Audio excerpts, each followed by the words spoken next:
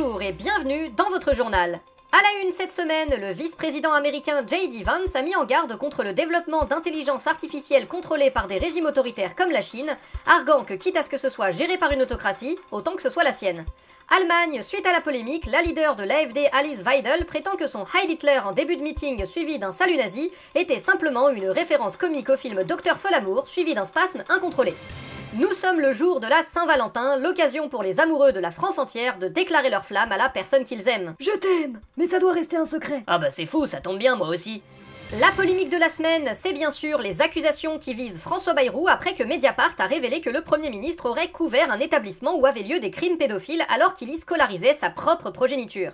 Diana Badiop, vous êtes porte-parole du Parti Socialiste, vous êtes toujours content de ne pas avoir voté la censure? Oui bon, ça va hein. On reviendra sur cette affaire plus tard dans ce numéro. En attendant, revenons sur le budget et sur les effets qu'il aura sur l'économie. Éric Lombard, vous êtes ministre de l'économie. Ah bon? Oui, je sais, tout le monde l'a oublié. En vrai, même moi. Bref, le budget que vous avez soutenu est le plus austéritaire des dernières décennies. Il est censé permettre de résorber le déficit excessif de la France, mais il risque au contraire d'aggraver encore plus la situation économique nationale. Qu'est-ce que vous avez à répondre à ça? Bah moi je m'en fous de l'économie, ce qui compte c'est la dette. Rien que la dette, toute la dette. Mais même la dette, la première cause du déficit excessif, c'est justement la baisse de pouvoir d'achat induite par la politique de l'offre qui provoque une baisse des recettes. Avec ce budget, la baisse des recettes risque d'encore s'accentuer et donc la dette d'augmenter davantage, non? Bah on verra bien, au pire si ça arrive, on refera encore des coupes budgétaires.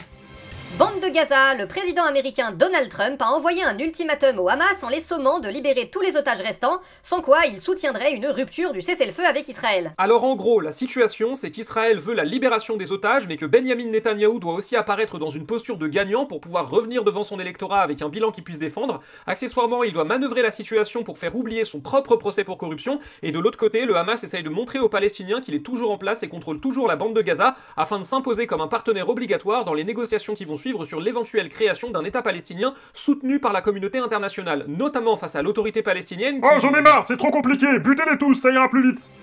Retour en France où après que le Premier ministre François Bayrou a souhaité relancer le débat sur l'identité nationale, le premier secrétaire du Parti Socialiste Olivier Faure lui a emboîté le pas. Olivier Faure, vous êtes sûr que c'est pas une mauvaise idée? Bah non, il faut pas fuir le débat, au contraire, la gauche doit réinvestir le concept d'identité nationale pour promouvoir une république laïque, ouverte et universaliste. Oui, enfin, vous savez très bien ce qui va se passer, ça va juste parler d'immigration, d'identité judéo-chrétienne et de race blanche pendant un mois. Vous avez pas une idée derrière la tête? Si, bah si, nous on s'en fout de parler des immigrés, j'ai juste dit ça parce que ça emmerdait Mélenchon. Ça perd l'hypopète, c'est surprenant. Et revenons maintenant sur l'affaire Betaram. Suite aux révélations de Mediapart sur les abus sexuels et violences commises dans cet établissement, vraisemblablement couvertes par le Premier ministre François Bayrou, nous sommes allés enquêter sur place. Nous nous trouvons actuellement devant l'établissement scolaire Notre-Dame de Betaram, actuellement dans la tourmente suite aux révélations de Mediapart ainsi qu'un long historique de violences et d'abus sexuels sur mineurs. Nous allons tenter d'interroger les élèves. Et ben en fait, aïe! Elle a pas envie de vous parler, y a aucun souci de violence dans notre école, vous voulez pas vous casser? Elle avait l'air d'avoir quelque chose à dire, mais si vous voulez, on peut aller interroger d'autres élèves. J'ai une meilleure idée, essayez de vous arranger un entretien avec notre directeur. Ah bah oui, bonne idée. Non seulement nous n'avons jamais eu l'écho d'abus commis au sein de notre institution, mais en plus nous n'avons aucun lien avec François Bayrou ou quiconque qui serait proche du gouvernement actuel. Je ne vois pas du tout ce qui vous ferait penser ça. Dans cette situation, il semble donc encore difficile de démêler le vrai du faux.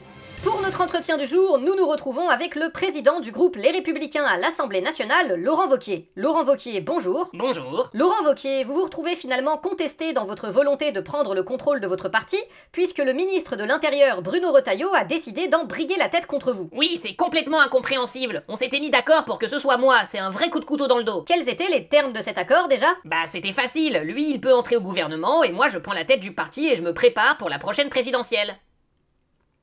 Bah pourquoi vous vous étonnez? Ça m'échappe. Mais parce qu'on s'était mis d'accord, il a trahi son engagement. Donc vous êtes un haut cadre du parti LR, successeur de l'UMP et du RPR, et ça vous surprend quand un accord entre deux cadres influents comme quoi l'un entre au gouvernement et l'autre brigue la présidence de la République est brisé quand le premier se rend compte qu'il est devenu plus populaire que le second. Non, décidément, pour quelqu'un qui a fait de l'histoire, il a vraiment la mémoire courte. Nous vous souhaitons une fin de journée. À bientôt.